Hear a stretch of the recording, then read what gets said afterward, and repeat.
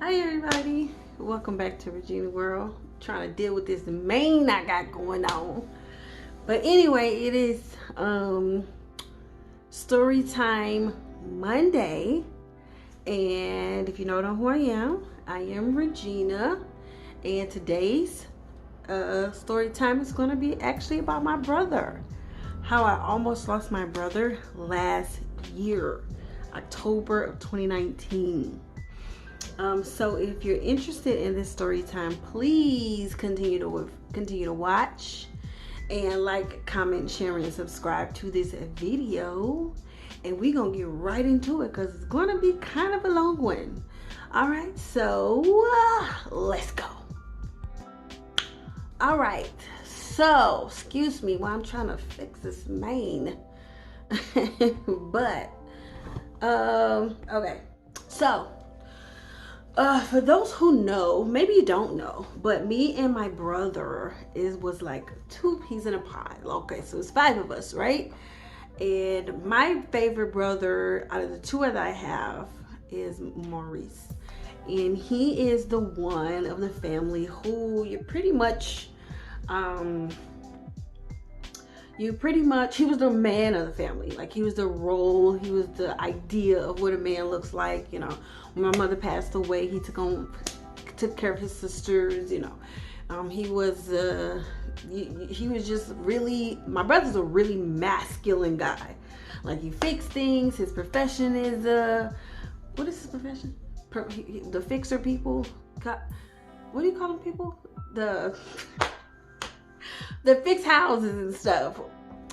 I can't even think of the name, but y'all know what I'm talking about. He can fix a whole house by himself. Like that's been his profession, I think, since he was like 18 or something.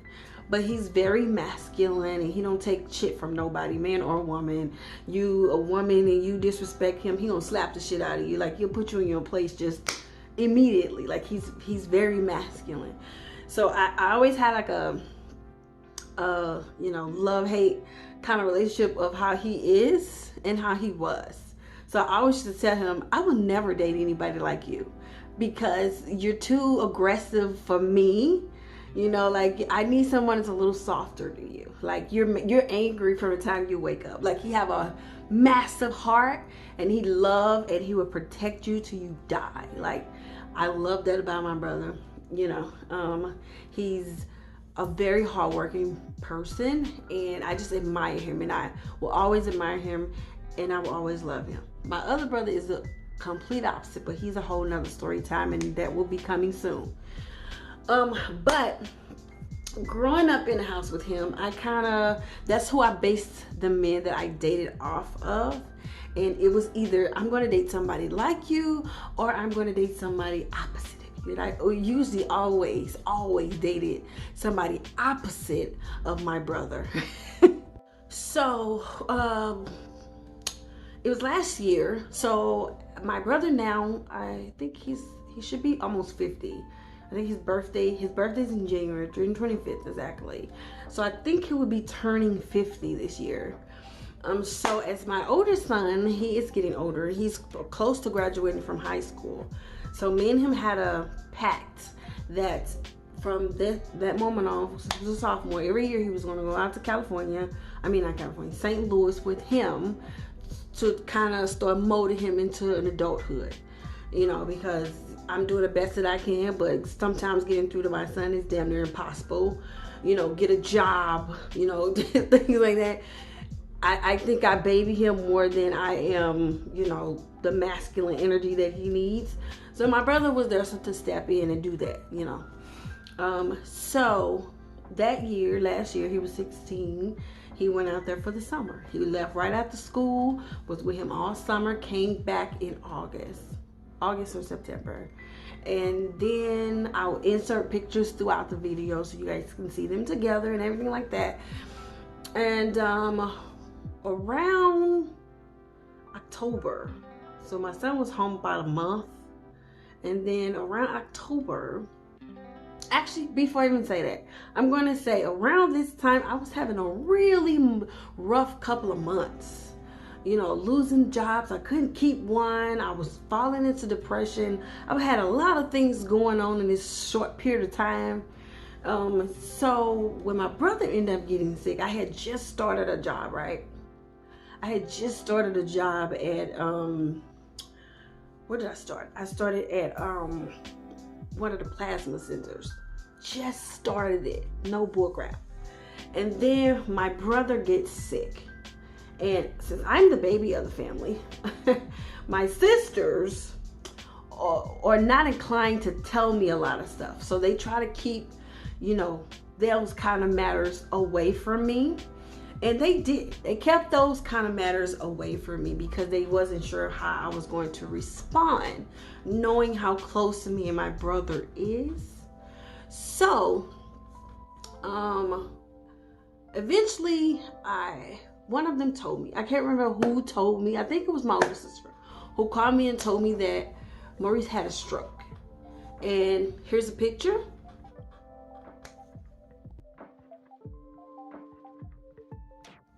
And I felt my world at this point was crashing down because I really cannot imagine something happening to him. I can't imagine walking this earth and my brother not walking this earth. Like, that's how much love I have for my brother. Like, so when I was told, I almost like lost it because I'm already going through enough in my personal life, in my own life. And then boom, my brother had a stroke. And I was like, what? But I've always known my brother had high blood pressure, but he never did anything about it. And I don't think he never really took it seriously either, So I was devastated. I was devastated. So within this small window of time that when he found he had a stroke, I was back and forth trying, getting information from his girlfriend because he was only dating his girlfriend for a short period of time, and then he had a stroke, and she was there for him throughout the time he had a stroke. So I was back and forth talking, communicating with his girlfriend, trying to understand, how he is. I did not know how serious the stroke was. I just knew he had a stroke. So, since I didn't physically see him, I didn't know how the stroke affected him, So I was just being told bits and pieces of things, that he did this, he did that, or this, but I physically did not see him. So, a next call I got was, they video chatted him, and I was able to see him. So he was talking. So from what I can make out in the video, he looked it okay. Maybe because of how he was laying or something. But I still didn't physically know that how bad he was. I didn't know that he couldn't move his arms, that he was, I didn't know. So then I turn around and then I get another phone call one night that he fell into a coma. And I was like, what? So I had to deal with that. So my emotions is all over the place at this point because my brother is on a decline. So he didn't have a stroke. Now he has fell into a coma. Then I found out that he had a brain aneurysm. I had to call my best friend April, who is a nurse, to physically understand a brain aneurysm and what it is. So the best way I can describe it is, my oldest son had cerebral palsy. So when my son was born, it was a bleed in his brain. So when it was a bleed in his I think it was his left side, it affected his right side of his body or something like that. So how they helped me understand it was like that. There was a bleeding up of the brain.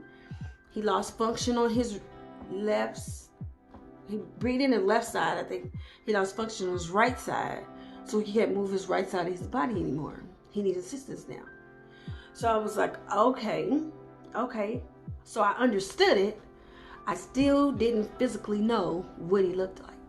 So it didn't hit me until I was able to physically see him.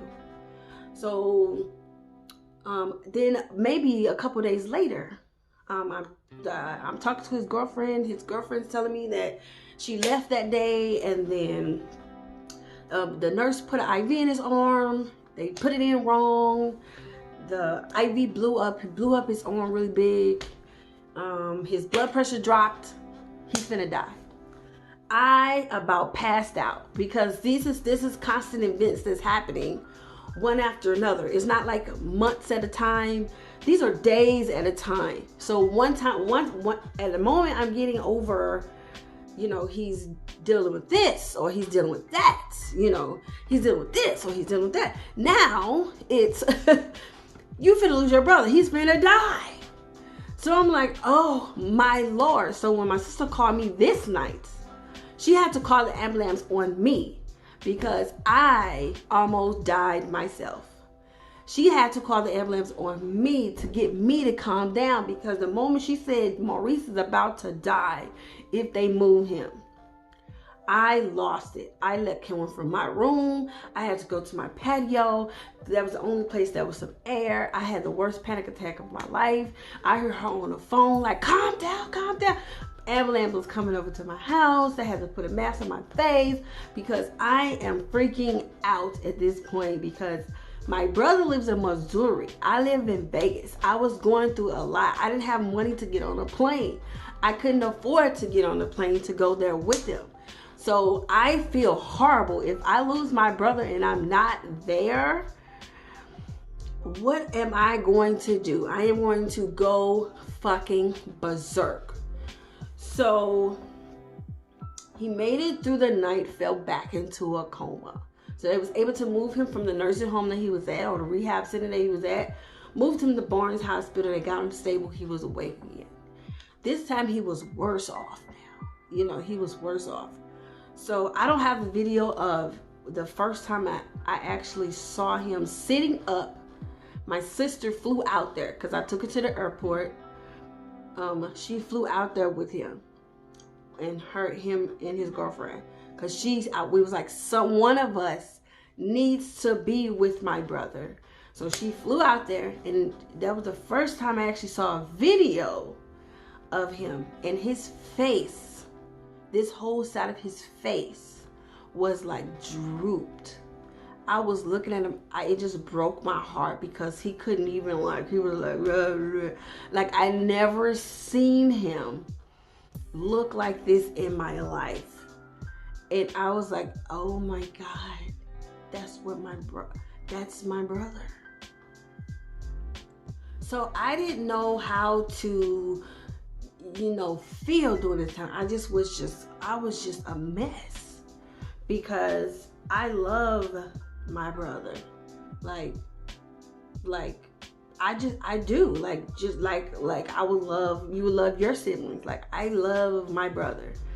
And just to imagine a moment of you realizing you're about to lose somebody who means everything to you. I couldn't imagine, and I don't ever want to imagine me feeling like I'm finna lose him again.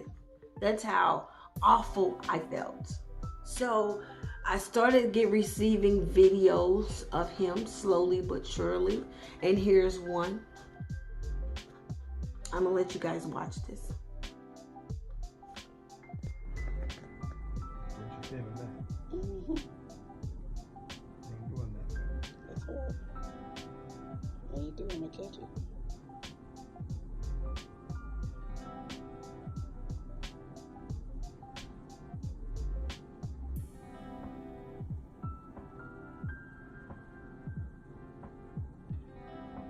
You have control of that hand. That hand is part of your body. That right. Mm-hmm. That's what I'm talking about, bro. That's what I'm talking about. So I watched that video and was like, wow, like he couldn't even, he have no, motor skills. Like he can't even get out of bed. Like this is death. This is crushing to my spirit. And I was talking to my sisters and explaining the medical side of things, what's happening medical side when his blood pressure drops. What does that mean? What is the brain angle? What does that mean? I'm explaining the medical side of things because, they don't understand it. And I've been in the medical field for a long time, so I understand exactly what's happening. And I think that's what frightened me the most, because I knew what was happening. So it was months when he got transferred from Barnes Hospital. He got transferred to a rehab center, and this is what you see. And here is another video of him right now.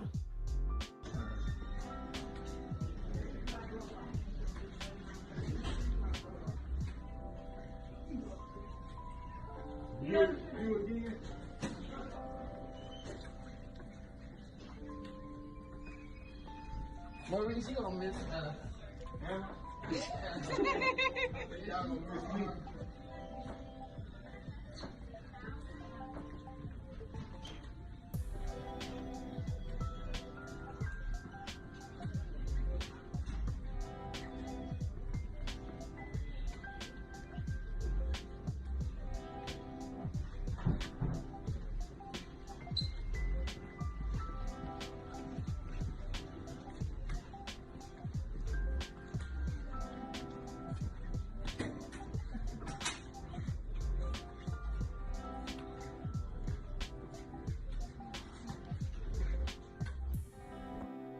And this is over months, a period of time. My sister stayed out there with him for a while, pretty much until she couldn't stay out there anymore, like until she just couldn't stay out there anymore. But she stayed out there with him for a while, and she really worked with him, and you know, got him to the point where he believed in himself again, that he was strong enough to get himself back up and walking. So when I started seeing him up and walking again, I said, that man's a fighter. Like, that man is a fighter. That is the man that I know, because it's not a man, there's a lot of people on the planet who can have a stroke and don't come back from a stroke, who will succumb to the stroke, who will not get their function back, who end up in nursing home and rehab centers, where I worked plenty of times and had re-stroke patients. You know, I've seen that. But to see him get up and say, I am not the stroke, I am not that person, and walking again and talking again. He did months and months of rehab. To this day, I don't know exactly if he got full function of his hand yet. I'm supposed to see him this year in his birthday. He's supposed to come in town in Vegas for his birthday, and I will actually be able to see if he had function of his hand yet fully. But I do know, though, that he is back working. He is back working, you know. So he wasn't on, excuse me, this is my nicotine patch. But yeah, so he did not stay down long. It took him about a good year to get himself back, you know, where he is taking care of him on his own self. He is on a lot of medication now. He is taking care of his health now. He does have insurance, because I don't think he had insurance before, but he does have insurance now. He goes to doctors. He keeps a handle on his blood pressure. He takes blood pressure pills and all that. So that is awesome that, you know, maybe he needed the stroke to happen so he could be very much aware of his health. And, you know, that is very important, that you need to take care of that at all times, you know what I mean?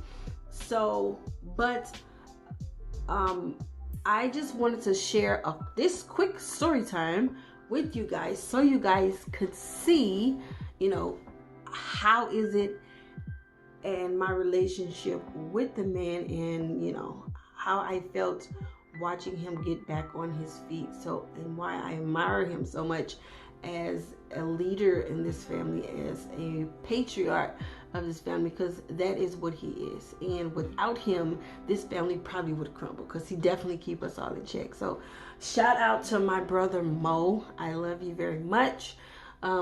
Thank you guys for watching this story time, and don't forget to like, comment, share, and subscribe to this channel. Follow me on my social media, Keyshawn Maurice Robinson on Instagram, and no, Keyshawn Maurice Robinson on Facebook, and Sleepless in LVMV on Instagram. Okay, catch you in the next one. Bye.